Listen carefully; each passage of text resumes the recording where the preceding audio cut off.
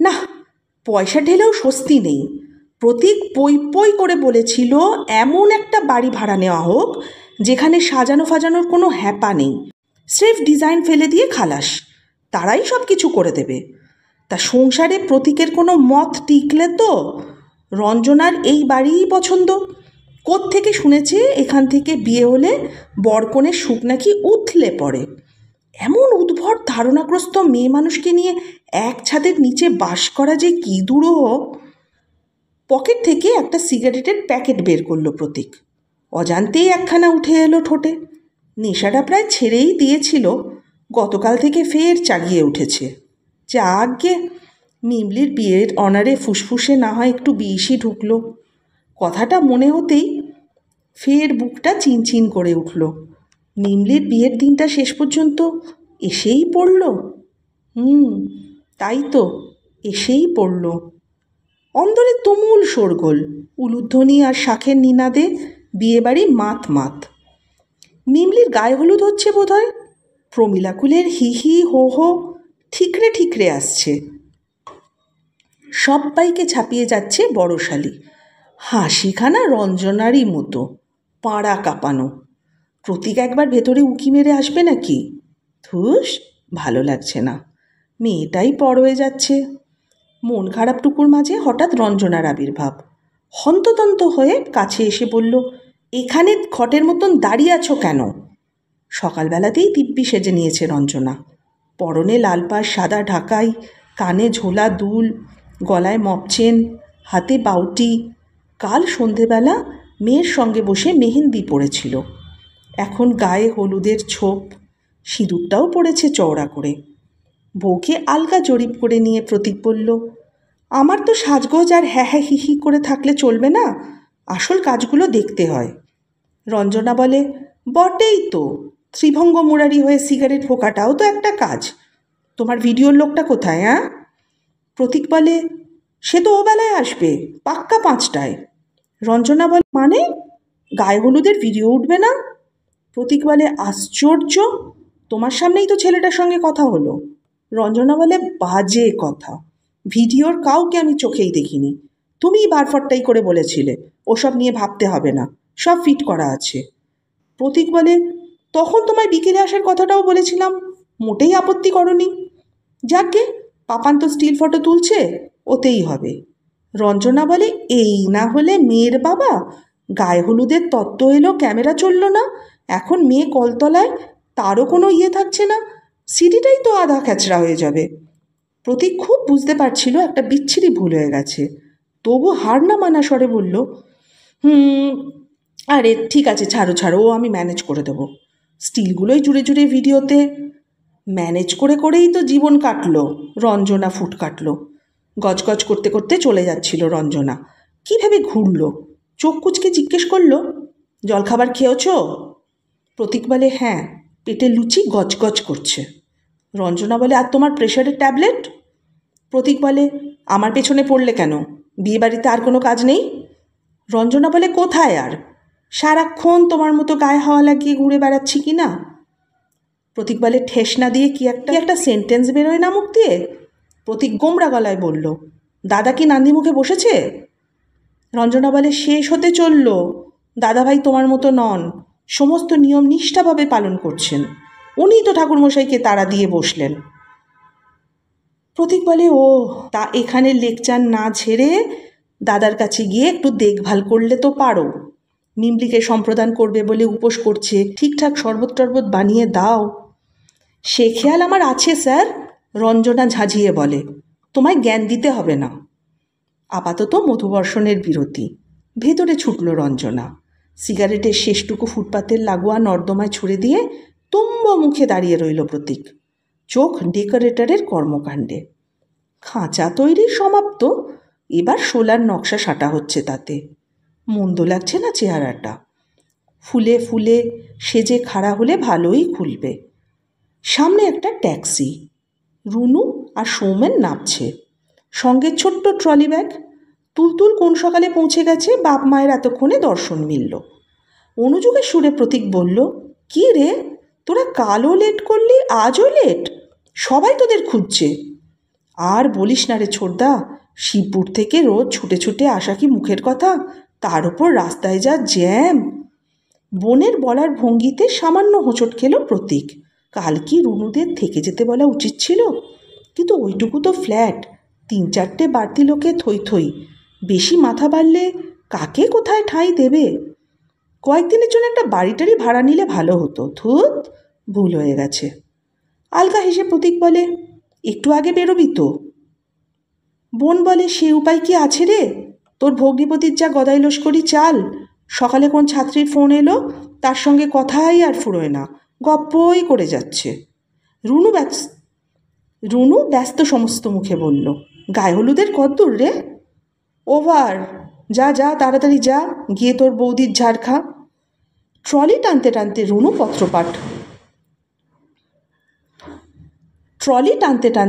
পত্রপাঠ অন্দরে। সৌমেন অবশ্য ঢুকল না, রয়ে গেল বাইরে, বোধহয় প্রতীককে সঙ্গ দেওয়ার জন্য। পাশে এসে লঘুস্বরে বলল, কি ব্যাপার, তোমাকে এখানে দাঁড় করিয়ে রেখেছে কেন? আমার দারোয়ানের চাকরি, প্রতীক বলে, প্লাস সুপারভাইজারের পোস্টটাও পেয়েছি। সে কি, কাজ তো ছেলে ছোকরারা করবে, তোমার তো আজ ঠ্যাংয়ের ওপর ঠ্যাং তুলে থাকার দিন। তারাও করছে, বান্টিদের বলেছি ঘরটরগুলো অর্গানাইজ করতে, ওরা বোধহয় চেয়ার টেয়ার পাচ্ছে। আর ভোম্বল মানে আমার শালার ছেলেটাকে পাঠালাম দুপুরে দই মিষ্টি আনতে। কেন, গায়ে হলুদের তত্ত্বে দই মিষ্টি আসেনি? ওরা ওদের মতো দিয়েছে, ঝুড়ি ভর্তি ফল, বাক্স বোঝাই ড্রাই ফ্রুট, আর ওই গাদাখানেক লাড্ডু বরফি। একে অবাঙালি, তাই দিল্লিবাসী। বাঙালিদের কি দিতে হয় ওরা থোড়াই জানে। রঞ্জনা মজা করে বলেছিল বিয়ের দিন মাছলি ভেজতে হয়, শুনে বেয়ান মূর্ছা যায় আর কি। চাপ বাবা, দুপুরে তাহলে মুড়িঘণ্ট নেই? প্রতীক বলে, সে খাওয়ার সময় দেখোখন। বুঝলাম, তা বরযাত্রীরা সবাই পৌঁছে গেছে? কাদের যেন বেঙ্গালুরু থেকে আজ সকালের ফ্লাইটে 9টাতে ল্যান্ড করেছে, প্রতীক কথা টেনে বলে। রোহনের মামা মামি ভুটকান গিয়েছিল রিসিভ করতে, 10টার মধ্যে তুলে দিয়েছে বাইপাস কানেক্টরের গেস্ট হাউসটায়। ও, ওরা তাহলে মোট কয়জন হলো? প্রতীক বলল, 28। 12খানা রুম নিয়েছিলাম, সবকটাই লেগে গেল। কালই তো ওরা মিমলিকে নিয়ে দিল্লি ব্যাক করবে, তাই না? প্রতীক বলল, প্রতীক ফের উদাস। যে ভাবনাটা ভুলে থাকতে চায় সেটাই কেন যে স্মরণ করিয়ে দেয় লোকে। আজ রাত্রিরেই রোহনের হাতে ধরে মিমলি ড্যাংডেঙিয়ে চলে যাবে, ভাবলেই গাটা কেমন হিম হয়ে আসছে। 27 বছর ধরে সংসারটাকে ভরিয়ে রেখেছিল মিমলি, আজ তা শূন্য হয়ে যাবে এক লহমায়। ভয়ঙ্কর রকমের ফাঁকা। কী নিয়ে তখন থাকবে প্রতীক? ওই সারাক্ষণ ট্যাক ট্যাক করা বউ। মেশো, কাপটা ধরো। পলকে ভাবনা ছিঁড়ে গেল। ট্রেতে সাজিয়ে চা এনেছে পিউ, প্লাস্টিকের কাপে। সোমেনও একটা চা তুলে নিল, চুমুক দিয়ে বলল, ভিতরে এখন কি চলছে? বছর 35-এর গিন্নিমান্নি পিউ মুচকি হাসল। হাসাহাসি, হট্টগোল, লেগ পুলিং, অর্থাৎ বেশ জমে গেছে। তোমরাও ভেতরে চলো না, পিউ টানল প্রতীককে। একবার গিয়ে দেখো মিমলিকে কি মিষ্টি লাগছে। কলাতলা বানানো হয়েছে পিছন ভাগের বাঁধানো জায়গাটায়, সেখানে লাল সুতোর ঘেরা টোপে ভূতের মতন দাঁড়িয়ে আছে মিমলি। অঙ্গে একটি বাসন্তী রঙের খড়মড়ের শাড়ি, ইয়া ফুলে রয়েছে কাপড়টা, রীতিমতন বেঢপ দেখাচ্ছে ছিপছিপে মিমলিকে। আর মুখখানা দেখে তো মনে হয় এইমাত্র দোল খেলে ফিরল, শুধু বাদুড়ে রঙের পরিবর্তে জ্যাবজ্যাবে হলুদ, এটুকুই যা তফাৎ। তেল হলুদের ঝাঁঝে চোখটা খুলতে পারছে না বেচারা। প্রতীক বোকা বোকা মুখে জিজ্ঞেস করল, কী রে মিম, খুব জ্বালা করছে? অতি কষ্টে চোখের পাতা সামান্য ফাঁক করল মিমলি। ইটস ওকে বাবা, শুধু এদের হাত থেকে এখন ছাড়া পেলে বাঁচি। অমনি চারদিক থেকে কলকল ঢেউ, খলখল হাসি। এক্ষুনি মুক্তি কি রে, এই তো সবে শুরু। বহু ধৈর্যং, কষ্ট না করলে কেষ্টং মেলেং না। মুখে আর একটুক্ষণ হলুদের প্যাকটা রাখ, সন্ধেবেলা স্কিন দারুণ গ্লো করবে। আমাদের জন্য বলছি না, তোমার রোহন মুগ্ধ হবে বলেই বলা, বলে উঠল আত্মীয় বন্ধু বান্ধব। শুধু মুগ্ধ? রোহন কুমার ভিড়মি না খায়। উফ, কি টর্চার! প্রতীকের মুখ দিয়ে বেরিয়ে গেল, এই, এবার ওকে ছাড় তো, স্নানে যেতে দে। সঙ্গে সঙ্গে রঞ্জনার ঝঙ্কার, তোমাকে কে সর্দানি মারতে বলেছে শুনি? মেয়েদের ব্যাপারে একদম নাক গলাবে না। প্রতীক বলে, বারে, মেয়েটার কষ্ট হচ্ছে, বলবো না? দরদ দেখে মরে যাই। কাটো তো, যা করছিলে তাই করো, সিগারেট ফোঁকো গিয়ে, যাও। বাক্যের অভিঘাতেই বুঝি ছিটকে গেল প্রতীক। কোনার খাট ড্রেসিং টেবিলওয়ালা ঘরটায় গিয়ে বসেছে। পেছন পেছন সোমেনও হাজির, সঙ্গে প্রতীকের দাদা আর বড় ভাইরা। সোমেন তারিফের সুরে বলল, বরদাকে কিন্তু ধুতিতে বেশ মানিয়েছে। বাঙালিদের চেহারায় ধুতিটাই স্যুট করে, বুঝলে? বিকেলে তো পড়বে, দেখো তোমাদেরও খাসা লাগবে। প্রতীক বলে ওঠে। সোমেন বলে, সরি, আমি ধুতিতে নেই। চন্দন দুহাত জোর করল, পাজামা পাঞ্জাবি এনেছি। হুম, তুমি না মেয়ের মেশো? কি ঠিক হয়েছে মনে নেই? ছেলের প্রতিটি শ্বশুরেরই ইউনিফর্ম আজ ধুতি পাঞ্জাবি। অফকোর্স, সোমেন সায় দেয়। অবাঙালি কুটুমদের স্বাগত জানাতে ধুতিই আমাদের আদর্শ পোশাক। পড়তে না জানলে আমি পরিয়ে দেব। প্রশান্ত চোখ টিপল। কোচাখানা হাতে নিয়ে হাঁটলে দিব্যি একটা জমিদার জমিদার মেজাজ আসবে। সামলাতে পারবো। পিউয়ের বিয়ের সময় যা ল্যাজে গোবরে হয়েছিলাম, দরাজ গলায় হেসে উঠল প্রশান্ত। হাসতে হাসতেই প্রতীককে বলল, দুদিন ধরে নাকি খুব সিগারেট খাচ্ছিস। রঞ্জনা সর্বত্র গিয়ে বেড়াচ্ছে বুঝি? প্রতীক ভ্যাবলা গলায় বলল, যার টেনশন যাচ্ছে। এখন তোর 7 খুন মাপ, বুঝলি? কাল অবধি খেয়ে নে, তারপর ফের কন্ট্রোল।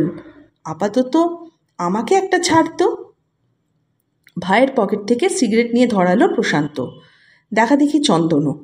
লম্বা দোহা ছেড়ে প্রশান্ত ফের চন্দনকে ধরেছে। ধুতি সামলানোর কথা বলছিলে না?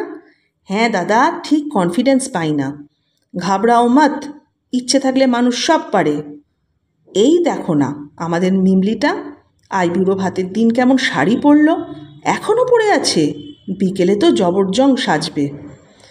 সত্যি মিমলি কিন্তু আমাদের হতভাগ করে দিয়েছে। চিরকাল শর্টস, 3/4 জিন্স ছাড়া কিচ্ছুই গলালো না। সে তো দেখি দিব্যি শাড়িতে শাড়িবতী হয়ে উঠল। ভাবা যায় না, ওকে তো সেই ছোট্ট থেকে দেখছি কিছুতে মেয়েদের ড্রেস পরবে না, মেয়েদের সঙ্গে খেলবেও না, চুলটাকে কখনো ঘাড় পেরোতে দিল না। হাবে ভাবে চলনে বলনে এতটুকু মেয়েলিপনা নেই। মিমলি আদৌ বিয়ে করবে কি না তাই নিয়েই আমার ধন্দ ছিল। অথচ দেখো, সেই মেয়েও প্রেমে পড়ল তো। তাও আবার যেমন তেমন নয়, স্যাটেলাইট প্রেম, কম্পিউটারে চ্যাট করতে করতে মন দেওয়া নেওয়া। চুপচাপ মন্তব্যগুলো শুনছিল প্রতীক। বিয়েবাড়িতে মিমলির প্রেম এখন হট টপিক। স্বাভাবিক, বিয়ে প্রসঙ্গ পারলেই যা মুখ বেঁকাতো মেয়ে, সেই মিমলির কী পরিবর্তন! স্নিকার ছাড়া যে চলতো না, তার পায়ে এখন বাহারি চপ্পল। রেজিস্ট্রি ম্যারেজ করবে বলে বার কয়েক বায়না জুড়েছিল মাত্র। রঞ্জনা চোখ পাকাতেই অনুষ্ঠানে ঘাড় নেড়ে দিল। এমনকি হাতে পায়ে মেহেন্দি পর্যন্ত লাগিয়ে ছাদনাতলায় বসতে রাজি। প্রতীকের এখনও যেন বিশ্বাস হয় না। মিমলি প্রেমে পড়ল? রোহনের সঙ্গে মিমলির আলাপ 4 বছরের, অবশ্যই বাতাসে বাতাসে। বছরখানেক আগে যন্ত্রগণকের মনিটরেই প্রপোজ করেছে রোহন। মিমলির সম্মতি পেয়ে স্বয়ং কলকাতায় এসে উপস্থিত। তার চেহারা দেখে তার সঙ্গে আলাপ পরিচয় করে রঞ্জনাও ডগমগ। প্রতীকই বা কোন যুক্তিতে আপত্তি জানাবে? ছেলে ইলেকট্রনিক্স ইঞ্জিনিয়ার, ছেলের বাবা এক্স আর্মি ম্যান, দিল্লির সরোজিনীনগরে নিজেদের বাড়ি। এমন সুপাত্র বাঙালি না হলেই বা কি এমন ক্ষতি? রঞ্জনা প্রতীক গিয়ে দেখেও এলো পরিবারটিকে। খারাপ লাগেনি, তবে 2-4টে ব্যাপারে খুঁতখুঁতুনি ছিল। ফিরে দিনক্ষণ স্থির করার আগে মেয়ের সঙ্গে কথা বলল খোলাখুলি। জানিস তো ওরা ভেজিটেরিয়ান, তোর চলবে তো? কাঁধ ঝাঁকিয়ে মেয়ের জবাব, নো প্রবলেম। রোহনের সঙ্গে কথা হয়েছে, আমরা বাইরে বেরিয়ে খাবো। রঞ্জনা বলল, শ্বশুরবাড়িতে তোমার শর্টস, টি শার্টস এসব কিন্তু চলবে না, সালোয়ার কামিজ পরতে হবে। অমনি মেয়ের কি বাধ্য উত্তর, একটু আধটু তো মানিয়ে নিতেই হবে মা। রোহন বলেছে পরে আস্তে আস্তে সব ঠিক হয়ে যাবে। তারপরও বিধিবদ্ধ সতর্কীকরণ, তোর শ্বশুরমশাই বোধহয় মেয়েদের চাকরি করা পছন্দ করে না রে। ঘরে বসে বসে হাঁপিয়ে উঠবি না তো? রোহন বলেছে ওটা ওর ভাবনা, বাবা মাকে ঠিক ম্যানেজ করে নেবে। একেই বুঝি বলে প্রেমের মহিমা। কি আস্থা রোহনে! বাপস, চিরজীবন এমনটা থাকলে হয়। প্রতীকও তো ভালোবেসে বিয়ে করেছিল, মাঝবয়সে পৌঁছে কি দেখছে? প্রতীকের ওপর কণামাত্র ভরসা আছে রঞ্জনার? সারাদিনে একটা সুমিষ্ট বাক্য বিনিময় হয় ওদের দুজনের। দরজায় বান্টি উকি দিচ্ছে। কাকাই, 1 সেকেন্ড। প্রতীক উঠে গেল। কি রে? ডেকোরেটের কিছু পেমেন্ট চাইছিল। কেন, ওকে তো একবারে দেওয়ার কথা। সকালে ওকে 3খানা কার্পেটের অর্ডার দেওয়া হলো না? আর 2টো ঝাড়বাতি ওর নাকি স্টকে নেই, কার থেকে যেন আনবে। ও, তা কত চায়? 1000-2 বলল তো। তোর কাকিমাকে গিয়ে বল, দিয়ে দেবে। বলেই থমকেছে প্রতীক। থাক থাক, আমি দেখছি। দোতলায় প্রকাণ্ড হলঘর, যেখানে বিয়ের মণ্ডপ হবে, সেখানে এখন জমাট আসর। একদিকে চেয়ার পেতে বান্টির বউ, ভুটকানের বউ, পিউ, তুলতুলদের দল, আর তাদের খানিক তফাতে রুনু বৌদি, রঞ্জনা আর প্রতীকের শ্বশুরবাড়ির গ্যাং। কচিকাচারা ছুটে বেড়াচ্ছে এলোমেলো। ইতি উতি চোখ চালিয়ে প্রতীক জিজ্ঞেস করল, মিমলি কোথায়? বৌদি বলল, এই তো স্নান সেরে বেরোলো, রেস্ট নিচ্ছে। মেয়েটা দুপুরে খাবে তো কিছু? দেখি নিয়ম বাঁচিয়ে কতটুকু কি দেওয়া যায়। গুলি মারো নিয়মে। ও আজকালকার দিনে ও সমস্ত কেউ মানে নাকি? তোমার মেয়েকে সে কথা বোঝাও। সে তো আজ নিয়মের পরাকাষ্ঠা মনে গেছে, শরবত ছাড়া কিছু ছুটছেই না। প্রতীক বলে, যত সব বাড়াবাড়ি। বলতে গিয়েও নিজে ঢোক গিলল। চোখ সরু করে রঞ্জনাকে ডাকলো, একবার এসো তো। রঞ্জনা নড়ল না, তেরচা চোখে প্রশ্ন হারল, কেন? প্রতীক বলে, উফ, তোমাদের সাজঘরের লকারটা একটু খুলতে হবে। রঞ্জনা বলে, তা আমার দরকার কি? চাবি নিয়ে যাও। চাবি নিয়ে যাও? আহা, রঞ্জু বলছে যখন যা না, তোর সঙ্গে হয়তো নিভৃতে 2টো আলাপ সারতে চায়। কচু পোড়া, এটুকুন জিরোচ্ছি তো সইছে না।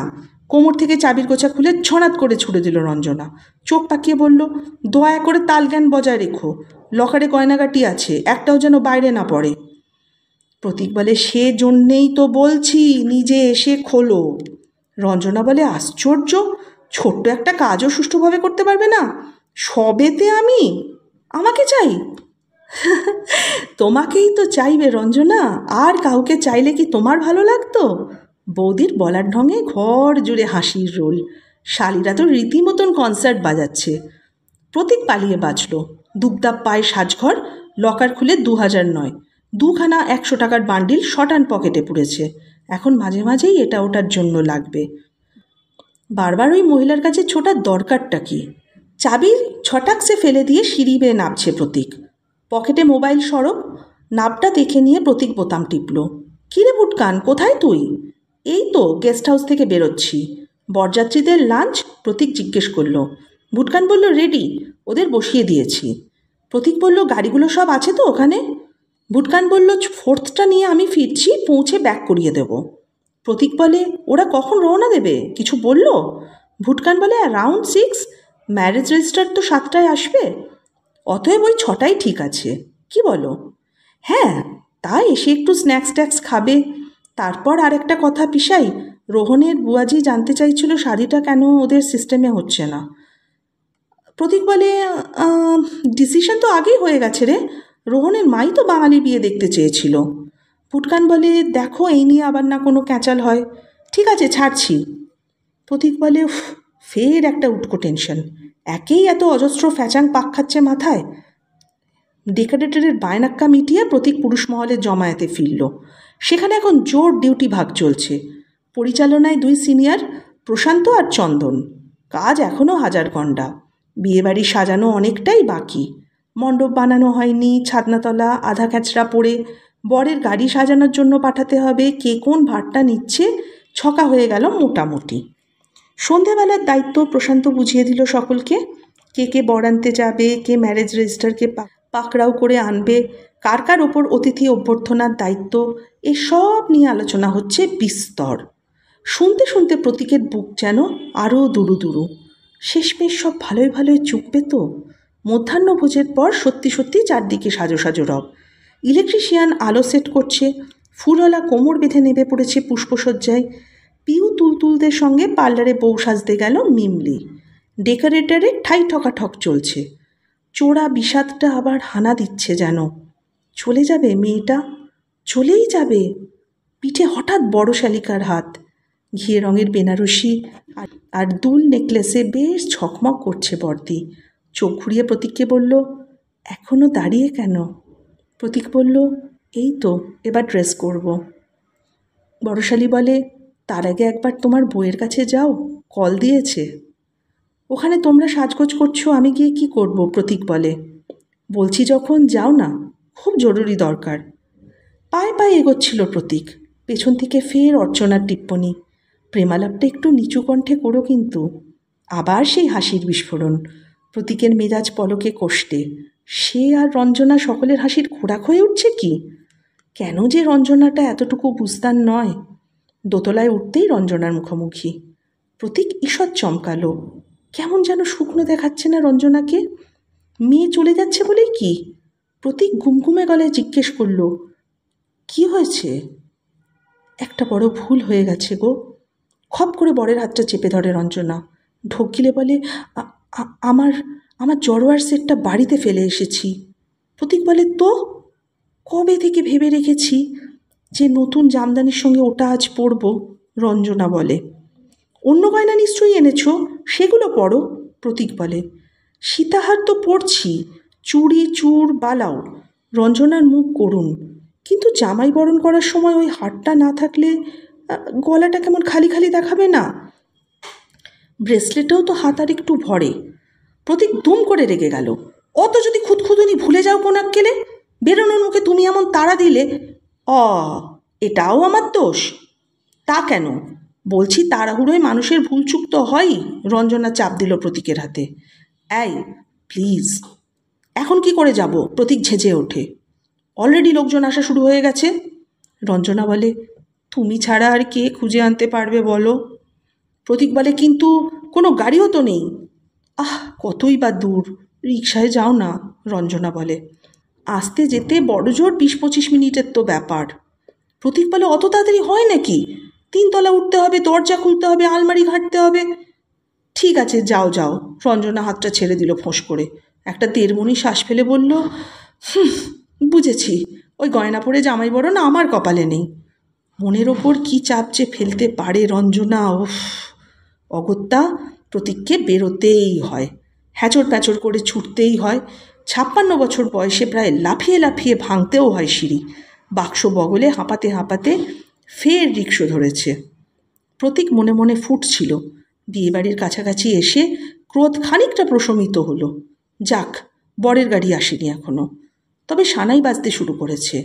মন দুলিয়ে দেওয়া একটা সুর ভাসছে বাতাসে। পলকের জন্য প্রতীকের মনে হলো, আলোর মালায় সেজে ওঠা এই বুঝি অন্য কারো বিয়েবাড়ি। চেনাও বটে, আবার যেন অচেনাও। রিক্সা ভাড়া মিটিয়ে প্রতীক বিয়েবাড়িতে ঢুকলো। সামনেই দাদা ভুরু কুচকে বলল, তুই এখনও এই পোশাকে? প্রতীক অপ্রস্তুত মুখে বলল, ওই একটা কাজে গিয়েছিলাম। ওরা তো এক্ষুনি এসে পড়বে, দাদা বলল। প্রতীক মনে মনে বলল, এলেও বাইরে দাঁড়িয়ে থাকতে হবে। যতক্ষণ না মহারানীর জড়োয়ার সেট পরা হয় ততক্ষণ জামাইয়ের নো এন্ট্রি। মুখে বলল, আমার 2 মিনিট লাগবে, তৈরি হয়ে নিচ্ছি এক্ষুনি দাদা। দাদা বলে, যা যা, দেরি করিস না। আর হ্যাঁ, ওপরে একবার মিমলিকে দেখে আয়। প্রতীক বলে, কেন? মেয়েটাকে কি সুন্দর দেখাচ্ছে রে, চিনতেই পারবি না। কে বলবে আমাদের সেই গেছো কন্যে? শুনে বেশ পুলকিত হলো প্রতীক। কেউ মিমলির প্রশংসা করলে কি যে আনন্দ হয়! মিমলি তার বেশি আপন বলেই কি? হ্যাঁ, মায়ের চেয়ে বাবার সঙ্গে বেশি ভাব মিমলির। রঞ্জনা এক ঘরে টিভি সিরিয়াল দেখে, তো অন্য ঘরে বাপ মেয়ে ক্রিকেট খেলা দেখে, ফুটবল খেলা দেখে। রেস্টুরেন্টে গেলে মা চাইনিজ খাবে, বাপ মেয়ে মোগলাই। মনের প্রাণের যত কথা বাবার সঙ্গেই তো হয় মেয়ের। রোহন উপাখ্যান কাকে প্রথম শুনিয়েছিল? মিমলি? বাবাকেই তো। দোতলায় উঠে রঞ্জনার কাছে যেতে গিয়েও প্রতীক থমকেছে। সামনের ঘরটাতে লাল সিংহাসনে বসে আছে মিমলি। তাকে প্রায় ঘিরে রেখেছে মেয়েরা। এসে গেছে ভিডিও, ছবি উঠছে জোরালো আলোয়। হঠাৎ মিমলির মুখে দৃষ্টি পড়তেই প্রতীক যেন তরিতাহত। কেউ? মিমলি? রঞ্জনা। হ্যাঁ, রঞ্জনাই তো। খোপা টোপা পরে, ওড়না লাগিয়ে, গয়নায় বেনারসিতে, চন্দনে, এ তো সেই 29 বছর আগের নববধূটি। স্থলিত পায়ে প্রতীক সরে গেল। আস্তে আস্তে রঞ্জনাদের সাজঘরের দরজায়। টোকা দিচ্ছে। অল্প ফাঁক হয়েছে দরজা। রঞ্জনা মুখ বার করল। এনেছ? প্রতীকের স্বর ফুটল না। এক দৃষ্টে দেখছে রঞ্জনাকে। খপ করে প্রতীকের হাত থেকে প্লাস্টিকের প্যাকেটটা নিল রঞ্জনা। ফের দরজা বন্ধ করতে গিয়ে থেমেছে। সরু চোখে বলল, হাঁ করে তাকিয়ে আছো যে বড়? জবাব নেই। কি দেখছো? আশ্চর্য, হলো কি তোমার? শরীর খারাপ লাগছে? দুদিকে ঘাড় নাড়ল প্রতীক, পেন্ডুলামের মতো। তাহলে কি হলো? হ্যাঁ? রঞ্জনা খুব আতঙ্কিত হয়ে জিজ্ঞেস করল। প্রতীক বলল, কি যে হয়েছে তা জানি না। রঞ্জনার মধ্যে কি যে হয়েছে তা কি প্রতীকও জানে? রঞ্জনার মধ্যে মিমলিকে খুঁজছে কিসে? যেমন একটু আগে মিমলির মধ্যে ফিরে এসেছিল রঞ্জনা। না, বোঝার দরকার নেই প্রতীকের। বুকের মাঝে যে ঢেঁকির পাড় পড়ছে তা পড়ুক না আর কিছুক্ষণ, কিংবা অনন্তকাল। শেষ হলো সুচিত্রা ভট্টাচার্যের কলমে হারায় না তো কিছু ছোট গল্পটি। কেমন লাগলো আপনাদের এই গল্পটির বিষয়বস্তু এবং পরিবেশনা? যদি ভালো লেগে থাকে অবশ্যই জানিয়ে যাবেন। আর চ্যানেলটি যদি সাবস্ক্রাইব না থাকেন, যদি আপনাদের ভালো লাগে অবশ্যই সাবস্ক্রাইব করে রাখবেন। সকলে খুব খুব ভালো থাকবেন।